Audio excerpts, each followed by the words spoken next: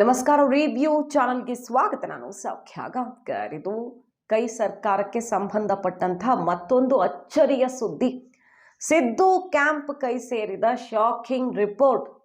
ಸಿದ್ದು ಪಡೆ ಏನು ಸಿಡ್ದಿದೆಯಲ್ಲ ಈಗ KPCC ಅಧ್ಯಕ್ಷ ಸ್ಥಾನ, DCM ಮತ್ತೊಂದು ಅಂತ ಅವ್ರಿಗೆಲ್ಲ ಆಘಾತವನ್ನು ಕೊಟ್ಟಿರುವಂತಹ ವರದಿ ಈಗ ಬೇಡವೇ ಬೇಡ ಸದ್ಯಕ್ಕೆ ಸಹವಾಸ ಅಂತ ಈ ಕೂಗುಗಳನ್ನೆಲ್ಲ ನಿಲ್ಲಿಸುವ ನಿರ್ಧಾರಕ್ಕೆ ಬಂದಿದೆಯಂತೆ ಸಿದ್ದು ಪಡೆ. ಮಾಹಿತಿ ಮುಂದೆ ಇಡ್ತಾ ಇದೀವಿ. ಮಿಸ್ ಮಾಡದೆ ನಮ್ಮ ಚಾನಲ್ನ ಸಬ್ಸ್ಕ್ರೈಬ್ ಮಾಡಿ, ನಿಮ್ಮ ಅಭಿಪ್ರಾಯ ಕಮೆಂಟ್ ಮಾಡಿ ತಿಳಿಸಿ. ಎಸ್ ವೀಕ್ಷಕರೇ, ನಿನ್ನೆ ಅಷ್ಟೇ ಕುಮಾರಸ್ವಾಮಿ ಅವರು ಒಂದು ಸ್ಫೋಟಕ ವಿಚಾರ ಹೊರಗಿಟ್ರು.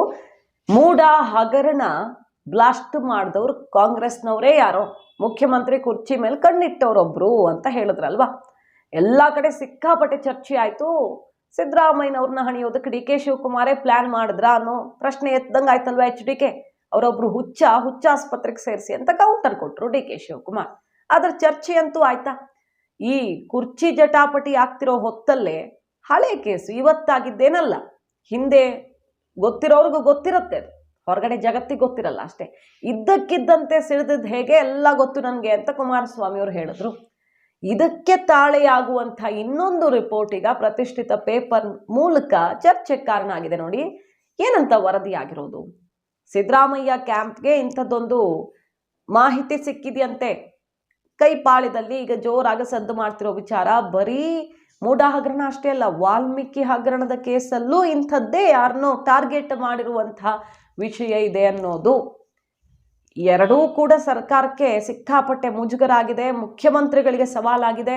ನಾಗೇಂದ್ರ ಅವ್ರನ್ನ ಯಾಕೆ ಬಚಾವ್ ಮಾಡೋ ಪ್ರಯತ್ನ ಮಾಡ್ತಿದ್ದಾರೆ ಅನ್ನೋ ಪ್ರಶ್ನೆ ಬಂತಲ್ವಾ. ಈಗ ಕರಿತು ಕಡೆಗೂ ಮಾಧ್ಯಮಗಳಲ್ಲಿ ಒಂದು ನೋಟಿಸ್ ಇಲ್ಲ, FIR ಅಲ್ಲಿ ಹೆಸರಿಲ್ಲ, ಮತ್ತ್ಯಾಕೆ ಅವ್ರು ರಾಜೀನಾಮೆ ತಗೊಂಡ್ರಿ, ಅವ್ರೇನು ತಪ್ಪು ಮಾಡಿಲ್ಲ ಅಂದಮೇಲೆ ಅನ್ನೋ ಕೂಗು ಎದ್ಮೇಲೆ ಕೊನೆಗೂ ಅವ್ರನ್ನ ವಿಚಾರಣೆಗೆ ಕರೆಯುವಂತ ದೊಡ್ಡ ಮನಸ್ಸು ಮಾಡ್ತಿದ್ದಾರೆ ತನಿಖಾಧಿಕಾರಿಗಳು. CBI ಬೇರೆ ಇರೋದ್ರಿಂದಾಗಿ, ಎಂಟ್ರಿ ಕೊಟ್ಟಿರೋದ್ರಿಂದಾಗಿ ತಮ್ಮ ತಪ್ಪು ಮುಚ್ಚಿಟ್ಕೊಳ್ಳೋ ಪ್ರಯತ್ನನೂ ಇರಬಹುದು, ಇದು ಗೊತ್ತಿಲ್ಲ. ಆದರೆ ನಾಗೇಂದ್ರ ಅವ್ರನ್ನ ಬಚಾವ್ ಮಾಡಬೇಕಾದ ಇನ್ನೂ ಹಲವು ಸವಾಲುಗಳು ಈಗ ಮುಖ್ಯಮಂತ್ರಿಗಳು ಎದುರು ಬರೋ ಥರ ಆಗಿದ್ದು ಹೇಗೆ ದಿಢೀರಂತ ಅನ್ನೋ ಪ್ರಶ್ನೆ.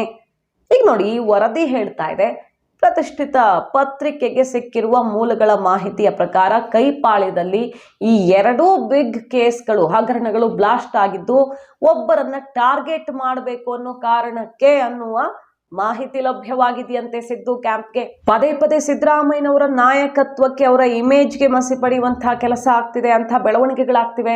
ಇದನ್ನ ನೋಡ್ಕೊಂಡು ಸುಮ್ಮನಿದ್ರೆ ಪರಿಣಾಮ ಏನಾಗಬಹುದು? ಭರ್ಜರಿ ಬಹುಮತ ಇದೆ ಅಂತ ಮೈ ಮರೆತು ಕೂತ್ರೆ ಹೆಚ್ಚು ಕಡಿಮೆ ಆಗಲ್ಲ ಅಂತ ಹೇಳೋಕ್ಕಾಗಲ್ಲ. ಹಾಗಾಗಿ ಸದ್ಯಕ್ಕೆ ಈ DCM ಕೂಗು KPCC ಅಧ್ಯಕ್ಷ ಸ್ಥಾನದ ಗಲಾಟೆಯೇ ಬೇಡ ಅನ್ನುವ ತೀರ್ಮಾನಕ್ಕೆ ಬಂದಿದ್ದಾರೆ ತಾತ್ಕಾಲಿಕವಾಗಿ. ಮುಂದೆ ಏನೂ ಬರೋದೇ ಇಲ್ವಾ ಸಮಸ್ಯೆ ಕೈಪಾಳ್ಯದಲ್ಲಿ ಅಂದ್ರೆ ಅದು ನಂಬೋಕ್ಕಾಗದ ವಿಚಾರ ಅಲ್ವಾ. ಹೈಕಮಾಂಡ್ ಎಲ್ಲ ಎಚ್ಚರಿಕೆ ಕೊಟ್ಟ ಮೇಲೂ ಮತ್ತೆ ಹೇಳ್ತು, ಹೈಕಮಾಂಡ್ಗೂ ಗೊತ್ತು ಇದು ಅಷ್ಟು ಸುಲಭವಾಗಿ ತಡೆಯೋದಕ್ಕಾಗೋ ವಿಚಾರ ಅಲ್ಲ ಅಂತ. ಆದ್ರೆ ಈಗ ರಾಜ್ಯ ನಾಯಕರೇ, ಸಿದ್ದು ಕ್ಯಾಂಪ್ನ ನಾಯಕರೇ ಇದ್ದಕ್ಕಿದ್ದಂತೆ ಈ ವಿಚಾರ ಇನ್ನು ತುಟಿ ಬಿಚ್ಚೋದೇ ಬೇಡ ಅನ್ನೋ ತೀರ್ಮಾನಕ್ಕೆ ಬಂದಿದ್ದಾರಂತೆ. ಬೇರೆ ರೀತಿಯಲ್ಲಿ ಅಹಿಂದ ಬಲ ಸಿದ್ದರಾಮಯ್ಯನವರು ಬೆನ್ನಿಗಿದೆ. ಆ ಶಕ್ತಿ ಪ್ರದರ್ಶನ, ಮತ್ತೊಂದು ಸಮಾವೇಶ, ಅಹಿಂದ ಸಮಾವೇಶ ಎಲ್ಲ ಮಾಡೋ ಪ್ಲಾನ್ ಆಗ್ತಿದೆಯಲ್ಲ, ಅದು ಒಂದು ಕಡೆ. ಬಟ್ ಬೇರೆಯವ್ರನ್ನ ಟಚ್ ಮಾಡೋದಿಕ್ಕೆ ಹೋಗೋದು ಬೇಡ ಅನ್ನೋ ರೀತಿಯ ನಿರ್ಧಾರ ಆಗಿದ್ದು ಯಾಕೆ? ಅಷ್ಟು ದೊಡ್ಡ ದೊಡ್ಡ ಹಗರಣಗಳನ್ನ ಹೊರಗಡೆ ತೆಗೆದಿದ್ದೇ ಕೈಪಾಳ್ಯದವರ. ಮುಂದಕ್ಕೆ ಇನ್ನಷ್ಟು ಸಮಸ್ಯೆಗಳನ್ನ ತಂದಿಡುವ ಆತಂಕ ಇದೆಯಾ ಗೊತ್ತಿಲ್ಲ. ಹೊಸ ಹೊಸ ಚರ್ಚೆಗಳು ಶುರುವಾಗಿರೋದು. ಇದರ ನಡುವೆ ಪ್ರಭಾವಿ ಮಿನಿಸ್ಟರ್ ಸತೀಶ್ ಜಾರಕಿಹೊಳಿ ಅವ್ರು ನೋಡಿ ಹೇಗೆ ಶಾಕ್ ಕೊಟ್ಟಿದ್ದಾರೆ, ವ್ಯತ್ಯಾಸ ಹೇಗೆ ಕಾಣ್ತಾ ಇದೆ ಅನ್ನೋದಕ್ಕೆ ಬೆಸ್ಟ್ ಎಕ್ಸಾಂಪಲ್ ಇದು. ಕುಮಾರಸ್ವಾಮಿ ಅವರು ಮಂಡ್ಯದಲ್ಲಿ ಜನತಾ ದರ್ಶನ ಮಾಡಿದ್ರಲ್ಲ, ಜನರ ಸಮಸ್ಯೆ ಆಲಿಸಿದ್ರು, ಅಧಿಕಾರಿಗಳಿರ್ಲಿಲ್ಲ. ಬಹಳ ಬೇಜಾರು ಮಾಡ್ಕೊಂಡ್ರು ಕುಮಾರಸ್ವಾಮಿ ಅವರು. ಒಬ್ಬಂಟಿಯಾಗಿ ಜನರ ಸಮಸ್ಯೆ ಆಲಿಸಿ ಬರ್ಕೊಂಡು ಹೊರಟ್ರು ಅಲ್ವಾ, ಅವರೇ ಮಾಡ್ಕೊಂಡು ಹೊರಟ್ರು. ಆಮೇಲೆ ಸರ್ಕಾರದ ವಿರುದ್ಧ ಕಿಡಿಕಾರಿದ್ರು. ಇದು ಎಂಥ ದ್ವೇಷದ ರಾಜಕಾರಣ. ಒಬ್ಬರು ಮಿನಿಸ್ಟರ್ ಆಗಿದ್ದಾರೆ, ಅವರು ಸಂಸದರಾಗಿದ್ದಾರೆ. ಅವ್ರು ಬಂದಾಗ ಅಧಿಕಾರಿಗಳು ಬರಬಹುದಿತ್ತು, ಯಾಕೆ ಕಳಿಸಿಲ್ಲ?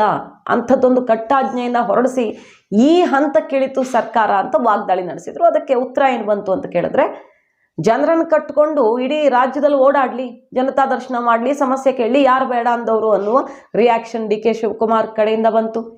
ಶಿಷ್ಟಾಚಾರ ಪಾಲಿಸಿದ್ದಾರೆ ಅಧಿಕಾರಿಗಳು, ಏನು ಮಾಡೋದಕ್ಕಾಗತ್ತೆ?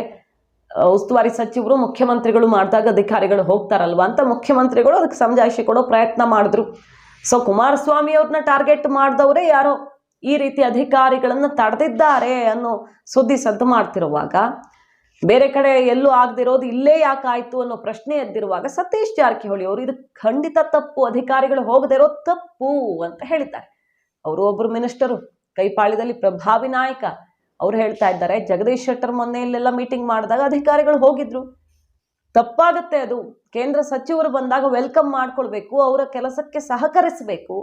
ಅಂಥ ಕೆಲಸ ಏನಾದರೂ ಆಗಿದ್ರೆ ಸರ್ಕಾರದ ಕಡೆಯಿಂದ ಯಾರು ನನ್ನ ಪ್ರಕಾರ ಕೊಟ್ಟಿಲ್ಲ ಅಂತ ಅವ್ರು ಹೇಳ್ತಿರು. ಯಾರ ಆದೇಶನೂ ಕೊಟ್ಟಿಲ್ಲ ಅಧಿಕಾರಿಗಳಿಗೆ. ಆದೇಶನೇ ಕೊಡದೆ ಅಧಿಕಾರಿಗಳು ಯಾಕೆ ಹಂಗೆ ಮಾಡಿದ್ರು? ಮೌಖಿಕವಾಗಿ ಯಾರಾದರೂ ಅವ್ರಿಗೆ ಆದೇಶ ಕೊಟ್ಟಿದ್ರ HDK ಕಾರ್ಯಕ್ರಮಕ್ಕೆ ಸಹಕರಿಸಬೇಡಿ ಅಂತ? ಗೊತ್ತಿಲ್ಲ. ಸತೀಶ್ ಜಾರಕಿಹೊಳಿ ಅವರು ಕೊಟ್ಟಿರೋ ಹೇಳಿಕೆ ಅಚ್ಚರಿಗೆ ಕಾರಣ ಆಗಿದೆ. ಖಂಡಿತ ಅಧಿಕಾರಿಗಳ ಈ ನಡೆ ತಪ್ಪು. ಇಲ್ಲೆಲ್ಲ ಬೇರೆಯವ್ರದಕ್ಕೆಲ್ಲ ಬಂದಿದಾರಲ್ಲ, ಮಂಡ್ಯದಲ್ಲಿ ಯಾಕೆ ಹಿಂಗಾಯ್ತು ಅನ್ನೋದೇ ಅರ್ಥ ಆಗ್ತಿಲ್ಲ, ಸರಿ ಇಲ್ಲ ಇದು ಅಂತ ಸತೀಶ್ ಜಾರಕಿಹೊಳಿ ಅವರು ಕಾಂಗ್ರೆಸ್ ನಾಯಕರಿಗೇನೆ ಶಾಕ್ ಕೊಟ್ಟಿದ್ದಾರೆ. ಸೊ ಕೈಪಾಳ್ಯದಲ್ಲಿ ಆಗ್ತಿರುವಂಥ ಈ ಎಲ್ಲ ಬೆಳವಣಿಗೆಗಳನ್ನು ನೋಡಿದ್ರೆ ಬಹಳಷ್ಟು ವಿಚಾರಗಳು ಹೊರಗಡೆ ಕಾಣೋ ಥರ ಇಲ್ಲ ಅನ್ನೋದಂತೂ ಅರ್ಥ ಆಗುತ್ತೆ. ಮಾಹಿತಿ ನಿಮ್ಗೆ ಇಷ್ಟ ಆಗಿದ್ರೆ ಮಿಸ್ ಮಾಡದೆ ನಮ್ಮ ಚಾನಲ್ನ ಸಬ್ಸ್ಕ್ರೈಬ್ ಮಾಡಿ, ನಿಮ್ಮ ಅಭಿಪ್ರಾಯ ಕಮೆಂಟ್ ಮಾಡಿ ತಿಳಿಸಿ. Thank you.